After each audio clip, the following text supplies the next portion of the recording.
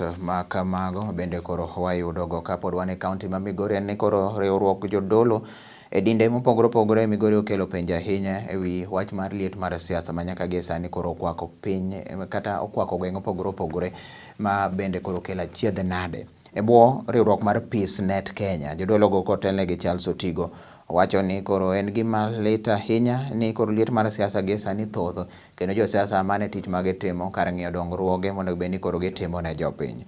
Otigo ne lose kanisa mar Deliverance Migori kane gipuoyo ahinya kata kamano piny owacho ewi temo tiyo matek ka gitudore gi migepe moko mar neno ni gikedo to kod tuo mar COVID-19 ma nyaka gie sani koro dok piny kendo koro nomiyo kata wach mar curfew bende en achiel kuom badho maende noketi kedo gi COVID no ogol oko gi Ker Uhuru Kenyatta.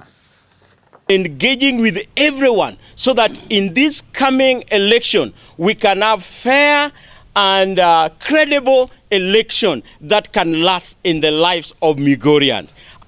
Kitu tulikuwa tukijadili ni kuhusu uchaguzi ambayo imekaribia. Tunaomba vijana wetu wawe watu ambayo watakuwa wanyenyekevu, wasitumiwe vibaya kwa ajili ya uchaguzi.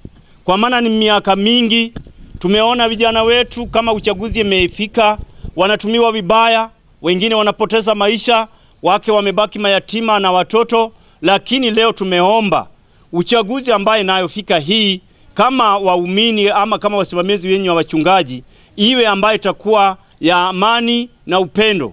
Zaidi tunawaambia wanasiasa ambaye sasa wana kampeni, muje polepole kwa maana mkija na fujo na kufurugana ndio mnaletea vijana wanakuwa na motisha. Kwa maana Migori kwetu hapa kila wakati jina inakuwa vibaya, lakini tunaona ni kutumiwa vibaya. Tunaomba amani katika kaunti yetu ya Migori. Tunaomba amani. Jina lile lilikuwa nazikika samani ya kuruza hata viatu. Hakuna hapa.